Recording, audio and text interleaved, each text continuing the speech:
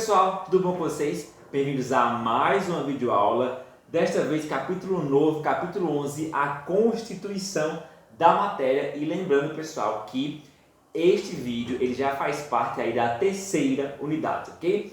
E a partir do capítulo 11 a gente vai começar aí, pessoal, um dos conteúdos que para mim são os mais legais de ciências, que é o conteúdo de química, ok? Nós vimos aí, nós começamos a ver química no capítulo 1 e capítulo 2, do capítulo 3 até o 10 foram conceitos físicos, e no capítulo 11 a gente vai retornar aí aos conceitos químicos com a constituição da matéria, ok? Só lembrando, lá no capítulo 1 e 2 nós vimos o quê?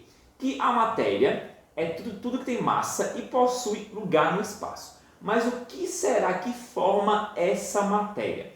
Na aula de hoje a gente vai descobrir que o que forma é o átomo, ok? Então o átomo ele vai ser aí a base fundamental da matéria. Então tudo aquilo que é matéria é formada por átomo, ok, pessoal?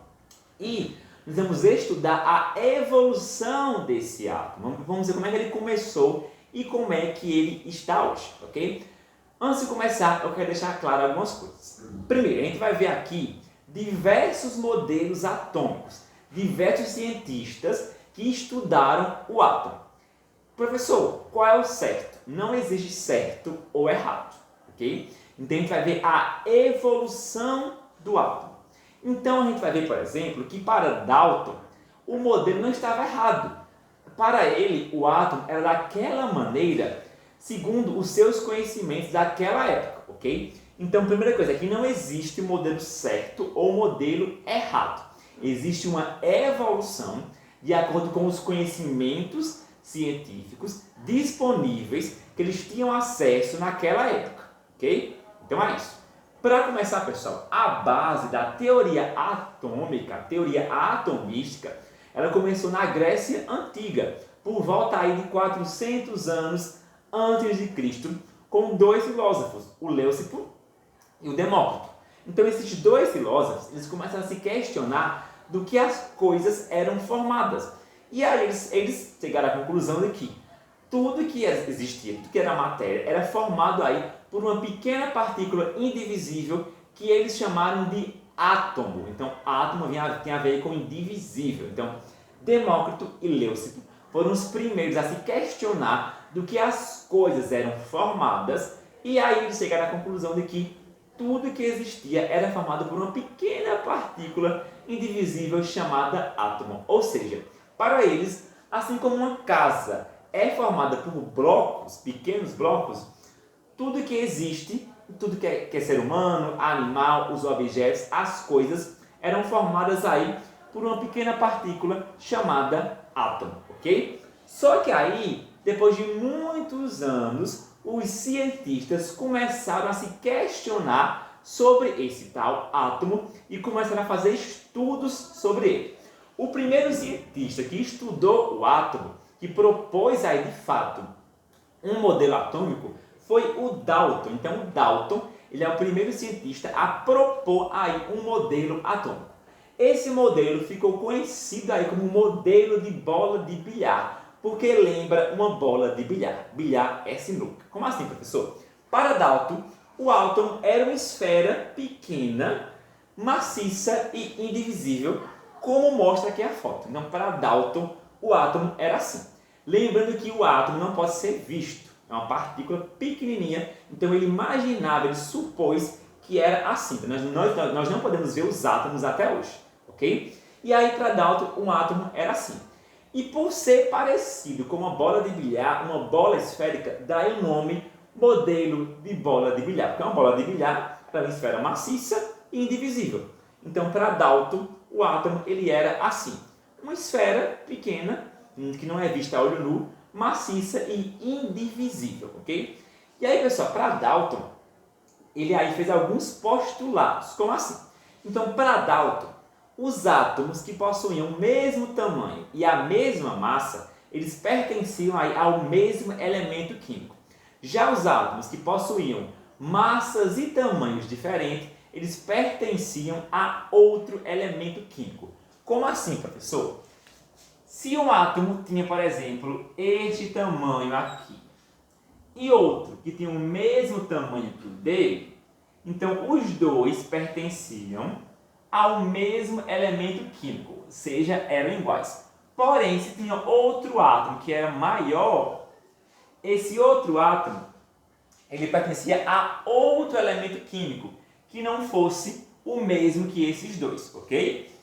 Para Dalton, a substância era formada quando os átomos se juntavam. Então, quando os átomos diferentes, de elementos químicos diferentes, eles se juntavam, eles formavam as substâncias. E também para Dalton, tudo que existia era um rearranjo de átomos, ou seja, os átomos se rearranjavam aí de maneiras diferentes para formar aí as substâncias. Por exemplo, a água tinha esse arranjo. Se mudasse o arranjo, já formava outra substância e por aí foi. Essa aqui é a teoria atômica de Dalton. Porém, depois veio outro cientista e continuou estudando o átomo. Então, esse modelo não é que ele está errado, mas para os conhecimentos de Dalton naquela época, era o que ele conseguia propor. Algum tempo depois, veio Thomson. Então, Thomson ele montou a sua teoria. Ele fez alguns estudos sobre o átomo e percebeu que o átomo era um pouco diferente do que Dalton tinha proposto. Como assim? Para Thomson chegar a essa conclusão, ele fez um experimento. Então, na ciência, para se descobrir as coisas, é preciso fazer experimentos. Então, Thomson ele fez aqui um experimento com ampolas. Então, ampolas é esse vidrinho aqui. Ó. O que ele fez? Lembra que lá no capítulo 1 nós vimos que existem 3 estados da matéria. O sólido, o líquido e o gasoso. Então, o gasoso ele é matéria. Se ele é matéria, ele possui o quê? Átomos. Porque tudo que tem matéria é formado por átomos. Então, o gás ele também possui átomos. O Thomson colocou nessa ampola um gás. Ok? Então, um gás que possui átomos. Ele colocou nesse gás eletrodos, ou seja, ele colocou um estímulo elétrico nesse gás. Quando um gás ele recebe um estímulo elétrico, ele emite uma partícula de luz. Então esse gás ele emitiu aqui essa partícula de luz amarela, ok, pessoal? E aí ele colocou no meio da ampola uma placa positiva e uma placa negativa. Ele percebeu que quando essa luz ele passava próximo às placas, ela era atraída pela placa positiva, ok? Ou seja, se essa luz era atraída pela placa positiva, isso quer dizer que existe alguma coisa nessa luz que é negativa, porque o positivo atrai o negativo. E essa luz aqui é formada por gás que é formada por átomo, ou seja, Thomson chegou à conclusão que existe uma partícula negativa no átomo. E essa partícula ele chamou de elétrons. Então, Thomson ele foi responsável aí por descobrir os elétrons, pessoal. Ele descobriu os elétrons com esse experimento. Então, com isso, ele percebeu que o átomo já não era mais como Dalton falou. Então, Thomson foi lá e propôs outro modelo atômico. O modelo atômico de Thomson é conhecido como pudim de passas, ok? Por quê? Para Thomson, o átomo ele continuava sendo uma esfera, só que essa esfera era positiva e nela tinha várias partículas incrustadas negativas chamadas de elétrons. Então já percebam a diferença do modelo de Dalton para o de Thomson. Então aqui é o de Thomson, ok? Também chamado de pudim de passas. Por que pudim de passas? É como se o pudim fosse aqui essa esfera que ela é positiva e as passas são o quê? Os elétrons que são negativos, elétrons incrustados aí no pudim, ok? Com o passar dos anos veio outro cientista e continuou estudando os átomos. Pessoal, se um cientista, ele estuda muito sobre uma coisa, ele vai descobrir coisas novas sobre ela. Por exemplo, se você acabou de se mudar, você chegou numa cidade nova, você não conhece nada sobre a cidade. Nada, você não conhece. Você chegou hoje. Com o passar dos anos, você vai conhecendo a cidade. Vai em um lugar, no outro, conhece um bairro, uma rua. A mesma coisa é com o átomo. Então, por exemplo, Eu já morei em Caruaru. Caruaru sempre teve os mesmos bairros, as mesmas ruas, estavam lá, entendeu? Antes de eu chegar, estavam lá. Quando eu cheguei lá em Caruaru, eu não conhecia nada. Aos poucos eu fui percebendo e conhecendo os bairros, as ruas, a mesma coisa é aqui. O átomo sempre foi a mesma coisa, ele nunca mudou. Porém, o que mudou é que as pessoas foram estudando sobre eles e foram conhecendo sobre ele, ok? E aí Rutherford, ele também estudou sobre o átomo e percebeu outra coisa e propôs outro modelo. Para isso, ele também fez um experimento. E como foi que Rutherford fez o experimento?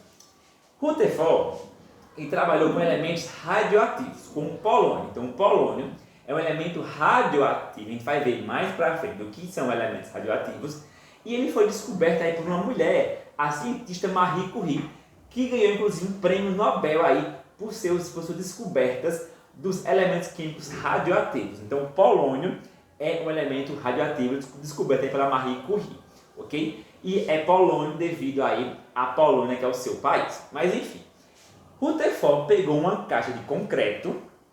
Nessa caixa de concreto tinha um furo bem pequenininho. Dentro da caixa ele colocou elementos químicos polônio. Então dentro dessa caixa tinha o polônio. Polônio, assim como os demais elementos radioativos, eles emitem partículas, alfas, betas e gamas. Então o polônio, ele emitia partículas alfas, que são partículas positivas. Então esses tracinhos aqui amarelos, eles ilustram aqui as partículas alfas, as partículas positivas, que saíam aqui pelo buraquinho da caixa. Ele pegou uma lâmina de ouro bem fininha e ao redor dela colocou uma placa de zinco. Ele percebeu o seguinte, que as partículas alfas que saíam da lâmina de ouro, as partículas alfa que saíam aqui da caixa que possuía polônio, a maioria delas atravessavam a lâmina de ouro sem nenhum problema. Porém, uma pequena parte dessas partículas eram desviadas, ou seja, desviavam a rota e outra parte batia na lâmina de ouro e voltava. Ou seja, ele percebeu o seguinte, o ouro, a lâmina de ouro, ela é matéria, né? Então, se é matéria, tem átomo. Se tem átomo, aconteceu alguma coisa aí. E o que foi? A maioria das partículas alfas, estão vendo? Elas atravessavam a lâmina de ouro, por quê? Porque ele percebeu que existia espaços vazios entre os átomos. Estão vendo aqui, ó? Então existia um espaço vazio entre o átomo. Já as partículas que voltavam, é o seguinte, como a partícula alfa ela é positiva, se ela batia numa coisa e voltava, essa coisa também tinha que ser positiva. Então Rutherford ele percebeu o seguinte, que existiam espaços vazios entre os átomos e que existia um pequeno núcleo que era positivo e ficava no centro. Então, para Rutherford, o átomo já era assim. Então, para Rutherford, o átomo era formado por um núcleo que era pequeno e era positivo, ficava bem no centro, e por elétrons que eram negativos e existiam aí um espaço vazio entre os elétrons e o núcleo. E foi por esses espaços vazios que passaram aí as partículas alfas. Então, para Rutherford, esse aqui é um modelo chamado de sistema solar. Então, o modelo de Rutherford ficou conhecido como o modelo do sistema solar, ok? Então, vamos ver aqui a evolução. Dalton, esfera maciça indivisível. Thomson, esfera maciça positiva com elétrons negativos. Rutherford, núcleo bem pequeno positivo, elétrons negativos e espaços vazios entre os átomos. Ok, pessoal? Porém, ainda continuou, outros cientistas continuaram estudando sobre os átomos e o próximo foi Bohr. Então, Bohr, ele continuou aí estudando o átomo de Rutherford e ele percebeu aí algumas coisas. Que coisas são essas aqui, professor? Bora lá. Bohr concordou que sim, o átomo é formado por um núcleo, esse núcleo é positivo, ok? Ele fica no centro, E tem a eletrosfera, que são os elétrons que ficam aqui ao redor do núcleo. Mas ele, pessoal, percebeu o seguinte, que os elétrons, eles ocupavam aí camadas energéticas, ou seja, cada camada, cada elétron possuía aí uma certa quantidade de energia disponível, que ele chamou de quanto. Então, cada elétron era quantizado, ou seja, cada elétron possuía aí uma certa energia natural que já vinha com ele. Então, ele percebeu o seguinte, que eu tinha um núcleo, ok, que era positivo, ficava no centro, continuava tendo espaços vazios entre os núcleos e elétrons, só que os elétrons, eles ocupavam aí camadas. Então, cada camada tinha uma certa quantidade de energia e em cada camada ficava uma certa quantidade de elétrons. Quando o elétron, pessoal, ele ia de uma camada para outra, ele ganhava ou ele perdia energia. Então, por exemplo, essa camada aqui, pequenininha, que está perto do núcleo, tinha uma energia X. O elétron que está aqui tem energia X. Se esse elétron sai dessa camada aqui e vai para uma camada mais externa, ele o quê? Ele ganhou energia. Ele foi para outra camada que tem a energia Y, que é outra energia. Então, quando o átomo, quando o elétron, segundo Bohr, ele sai de uma camada mais externa para uma interna, para uma mais externa, ele ganha energia. Quando ele sai de uma externa para uma interna, ele libera energia. Então, pessoal, Bohr, ele propôs que o átomo é formado por quê? Por um núcleo pequeno positivo e por elétrons que estão distribuídos em camadas. Então, cada camada possui um certo nível de energia quantizada. Então, quais são as camadas? K, L, M, N, O, P e Q. Então, para Bohr, o átomo tem um núcleo. Esse núcleo ele é positivo, ele é formado por partículas positivas, que são os prótons, e por partículas neutras, que são os nêutrons. Os elétrons, eles estão ao redor do núcleo, orbitando, girando, e cada elétron está em uma camada, e cada camada aí possui uma quantidade de energia. Então, Bohr propôs as 7 camadas, a camada K, a L, a M, a N, a O, a P e a Q. Cada camada vai comportar aí uma certa quantidade de elétrons. A camada K comporta no máximo 2 elétrons. A L, 8, a M, 18, a N, 32, a O, 32, a P, 18 e a Q, 2. Ou seja, se um elétron que está na camada K quiser ir para a camada N, ele vai ter que ganhar energia. Quanto mais distante for a camada do núcleo, maior é a quantidade de energia que tem aquela camada. Ou seja, a camada K tem energia maior do que a camada, a camada Q tem uma energia maior que a camada K, ok? Esse modelo ficou conhecido como modelo do sistema planetário, como se fosse a órbita de um planeta que aí está girando ao redor do Sol, ok? E aí, pessoal, esse aqui, atualmente, para o ensino fundamental e ensino médio, é o modelo mais atual. Então, para vocês, esse aqui é o modelo mais atual, o modelo de Bohr, ok? E aí, pessoal, como que é a estrutura do átomo hoje? Então, como é que um átomo é formado? Um átomo ele é formado aí por 3 partículas principais: prótons, nêutrons e elétrons, ok, pessoal? Então, são as 3 partículas principais que formam um átomo. Então, um átomo é formado de prótons, nêutrons e elétrons. São 3 partículas.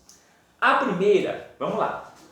O átomo tem um núcleo. Estão vendo? O núcleo ele fica bem no centro do átomo. Esse núcleo ele é formado aí de prótons e nêutrons, ok? Então, um núcleo possui prótons e possui nêutrons. Os prótons são partículas de carga positiva. Os nêutrons são partículas neutras, não têm carga. Já os elétrons são formados de partículas negativas. Os elétrons eles ficam aqui na eletrosfera, orbitando, girando ao redor do núcleo, ok? Então, as principais partículas de um átomo são prótons, nêutrons e elétrons. Prótons, cargas positivas, elétrons, cargas negativas, nêutrons não têm carga. Prótons e nêutrons ficam no núcleo. Os elétrons ficam na eletrosfera, girando ao redor do núcleo, ok, pessoal? E aí, mais uma vez aqui, ó, prótons, sobre a massa. Prótons e nêutrons têm praticamente a mesma massa. Então, U é a unidade de massa atômica que nós usamos para medir, para mensurar o átomo. Nós não pesamos, nós não mensuramos o átomo em gramas ou quilogramas, mas sim em U, que é unidade de massa atômica. Então, prótons e nêutrons têm basicamente a mesma massa, que é 1U, uma unidade de massa atômica. Porém, pessoal, um elétron ele é 1836 vezes menor do que um próton, ou seja, a massa do elétron é desprezível, basicamente, porque ele quase não tem massa, ok? E aí, pessoal, a gente vai ver aqui como que nós podemos representar um elemento químico. Como é que eu represento um elemento químico? Na tabela periódica, como é que é? Esse X aqui, ele vai representar o elemento químico, ou seja, ele é o símbolo químico. Por exemplo, o símbolo do carbono é o C, do oxigênio é o O, do cobre é o Cu, do ouro é o AU. Então, esse aqui é o símbolo. Professor, por que o símbolo do carbono é C e do ouro é AU? Vamos lá. Esse símbolo aqui, ele deriva do nome em latim. Então, em latim, carbono é carbono. Então, vem um C. Só que em latim, ouro é auro. Então, assim, ó, vou mostrar para vocês. Em latim, ouro se escreve assim, auro. Então, por isso que o símbolo do ouro é auro, porque vem de au. Então, para me representar um elemento químico, eu coloco aqui o X, eu coloco a letra desse elemento químico, C, O, A, U, Fe de ferro, né? Aqui, na parte aqui, pessoal, de cima, eu coloco o número de massa e na parte de baixo, o número atômico. Isso do lado direito, aqui do lado direito. Então, do lado direito, na parte de cima, eu coloco o número de massa e da parte de baixo eu coloco o número atômico. A gente vai ver o que é massa e o que é número atômico. Essa classificação aqui é feita pela IUPAC, que é a União Internacional de Química Pura e Aplicada, que vai definir aí várias regras da química, ok? Então é assim, não esqueçam, é assim que eu represento um elemento químico, ó. Número de massa em cima, número atômico embaixo. Professor, o que é isso? Então, o número atômico, pessoal, ele é representado pela letra Z, ó. Então, número atômico é a letra Z. Número atômico é a quantidade de prótons, é quanto prótons tem aquele átomo, ok? Então, número atômico, ele é a quantidade de prótons e eu vou chamar ele de letra Z, ó. Então, número atômico é igual à letra Z, que é igual à quantidade de prótons. Já o número de massa, eu vou representar pela letra A. Então, o número de massa é a letra A. O número de massa, ele é o número de prótons mais o número de nêutrons. Então, aqui vai ter umas formulazinhas matemáticas, mas é bem simplesinho. Bora lá. A é o número de massa, ok? Número de massa. A é igual a P mais N, ou seja, número de prótons mais números de nêutrons. Então, eu posso usar essa fórmula aqui ou essa fórmula aqui. Por quê? Porque P é igual a Z. Número de prótons é o número atômico, pessoal. Então, a massa, para me calcular a massa do núcleo, eu vou somar o número de prótons mais o número de nêutrons, porque o núcleo ele é formado por prótons e por nêutrons. Então, para mim saber a massa do núcleo, número de prótons mais número de nêutrons. Então, A é massa. Ou A é igual a Z mais N, porque Z é igual a P. Ok, pessoal? E aí, gente, a gente vai ver o íons. Professor, o que é íons? Íons são átomos que ganharam ou que perderam elétrons. Então, aqui, ó. Aqui é um átomo. Então, se o átomo perde um elétron ou ele ganha um elétron, ele vira um íon. Quando o átomo nem perde, nem ganha, ele é um átomo neutro. ok? Mas se um átomo ganhar um elétron ou perder um elétron, ele vira um íon. Quando um átomo ele perde um elétron, ele vira um íon negativo ou positivo, que é o cátion, pessoal. Então, um átomo que perde um elétron, ele é chamado de cátion, é um íon positivo. Já um átomo que ganha um elétron, ele é um íon negativo, é chamado de ânion. Então, bora lá. Se um átomo perdeu um elétron, o nome dele é cátion. Se um átomo ganhou um elétron, o nome dele é um ânion. Como assim, professor? Bora lá. Por exemplo, quando um átomo neutro de fósforo, ele recebe 3 elétrons, ele fica com 3 cargas negativas, ó. Então aqui eu tenho um P. O P ele representa o átomo de fósforo. 15 é o número atômico, lembra? Ó, aqui, número atômico. Então quer dizer que esse átomo ele tem 15 prótons. Se ele ganhar 3 elétrons, ele vai com carga negativa. Eu faço isso, ó. Bora lá. Vamos apagar aqui para ficar melhor para vocês verem. O fósforo, ele tem o número atômico 15, ou seja, ele tem 15 prótons. Se esse fósforo ele ganhar 3 elétrons, eu preciso escrever ele assim, ó, menos 3. Então aqui em cima, do lado aqui direito, quer dizer, aqui em cima, então aqui é o lado esquerdo, né? Lado direito. Então aqui em cima eu vou colocar a quantidade de elétrons que ele perdeu e que ele ganhou. Se ele ganhar elétrons, o sinal é negativo. Como assim, professor? Se você ganha uma coisa negativa, você fica ainda mais negativo, ok? Então, quando um elemento químico, um átomo, ele ganha elétrons, ele fica com carga negativa. Então, carga negativa. Se ele ganhou 3 elétrons, eu coloco o número 3. Então, esse átomo aqui, ele ganhou 3 elétrons, porque ele está com menos 3. Já se o átomo ele perde elétrons, ó, esse aqui perdeu 2 elétrons. Eu coloco a carga positiva, ok? Então, 2 positivo. Quer dizer que ele perdeu 2 elétrons. Se você está negativo e perde uma coisa negativa, você fica o quê? Mais positivo. Então, esse átomo aqui, ele perdeu 2 elétrons e esse aqui ganhou 2 elétrons, ok? Então, esse aqui é um ânion, porque ganhou elétrons. Esse é um cátion, porque perdeu elétrons. Seguindo, pessoal, aqui nós temos as camadas de energia. Nós vimos lá aqui, falando sobre as camadas. K, L, M, N, O, P e Q.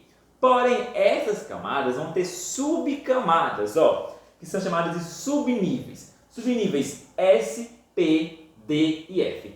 Cada subnível ele comporta uma certa quantidade de elétrons. O subnível S comporta 2 elétrons. O subnível P comporta 6 elétrons. O subnível D comporta 10 e o F comporta 14. Ou seja, nesses subníveis aqui vai dizer a quantidade de elétrons que ele comporta. A partir disso eu vou ter o diagrama de Pauling, pessoal, o diagrama de Linus Pauling. Esse diagrama aqui ele vai mostrar para mim as camadas e as subcamadas dos elétrons de um átomo. Ó. Então, K, L, M, N, O, P e Q são as camadas da eletrosfera. S, P, D e F são as subcamadas. Bora lá. A camada K ela comporta 2 elétrons. Então, ela tem apenas um subnível S. A camada L ela comporta aí 8 elétrons. Então, ela tem 2 subníveis. Subníveis S e subníveis P. A camada M tem um subnível S, P e D. A camada N e O tem um subnível S, P, D e F. E a camada P tem um subnível S, P e D. E a camada Q, subnível S e P. Então, esse diagrama aqui, ele vai mostrar a distribuição eletrônica. Como é que os elétrons estão distribuídos aí nas camadas e nos subníveis. Como assim, professor? Por exemplo, o hélio ele tem 2 prótons. Em um átomo neutro, ou seja, um átomo que não ganhou nem perdeu elétrons, o número de prótons é igual ao número de elétrons. Então, no átomo neutro,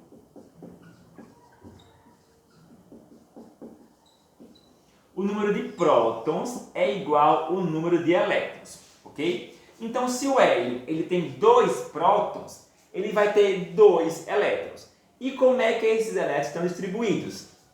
Então o hélio tem 2 prótons. S2. Quer dizer que na camada 1, que é a camada K, no subnível S, ele tem 2 elétrons, ok? Então, os elétrons do hélio estão na camada 1, subnível S. Já o flúor, ele tem 9 prótons. Como ele está neutro, ele tem 9 prótons e 9 elétrons. Então, ele tem 2 elétrons na camada 1, subnível S, 2 na camada 2, subnível S, e 5 na camada 2, subnível P. Então, aqui, pessoal, a gente vai ver como que os elétrons estão distribuídos por camadas e por subníveis. Não se preocupe que na aula online, na aula presencial, a gente vai ver isso aqui com mais calma. E eu vou fazer para você vários exemplos aqui de distribuição eletrônica, ok? A gente vai distribuir os elétrons, não se preocupem, que eu prometo a você que eu vou tirar todas as dúvidas na aula presencial e na aula online.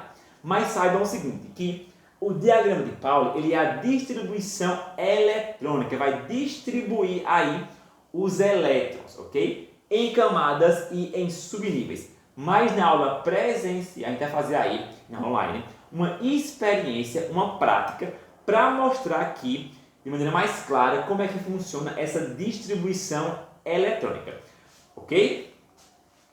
E aí, pessoal, seguindo, a gente tem aí os isótopos, isóbaros, isótonos e isoeletrônicos, pessoal. Iso tem a ver com igual, com ser o mesmo. Então, iso é igual. Então, o que são isótopos? Isótopos são átomos com o mesmo número de prótons, porém, ele tem massa diferente. Por exemplo, eu tenho aqui isótopos de oxigênio. Então, eles possuem o mesmo número de prótons, que é 8, porém a massa é diferente, 16, 17 e 18. A mesma coisa com carbono. Então, eu tenho vários isótopos de carbono, todos com o mesmo número de prótons, mas o que muda é o número de massa. Ou seja, um isótopo tem o mesmo número de prótons, mas com o número de massas diferentes, ok? O que são isóbaros? Isóbaros possuem o mesmo número de massa, mas possuem um número de prótons diferentes. Então, isóbaros são o oposto de isótopos. Nos isóbaros, então aqui, a massa ela é igual, mas o número de prótons é diferente. Estão vendo? Massa igual, número de prótons diferente. Já nos isótonos, pessoal, eu vou ter aí átomos que possuem o mesmo número de nêutrons, ok? Logo, esses átomos possuem aí número de prótons e número de massas diferentes. Então, nos isótonos, eu vou ter o mesmo número de nêutrons, ok? Mais número de massas e número de prótons diferentes. Por exemplo, o cloro e o cálcio, ele possuem 20 nêutrons, mas a massa e os prótons deles são diferentes. O berílio e o boro possuem o mesmo número de nêutrons, mas número de massas e de prótons diferentes.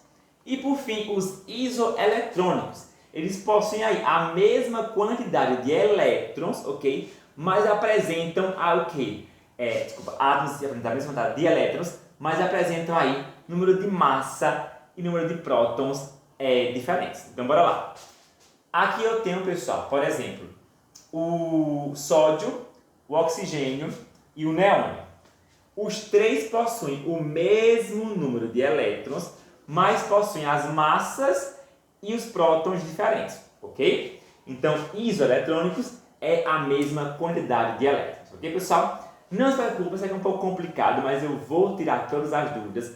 A gente vai ver de maneira mais detalhada e mais calma esse conteúdo nas aulas online, nas aulas presenciais, ok, pessoal? Então é isso e até a próxima aula!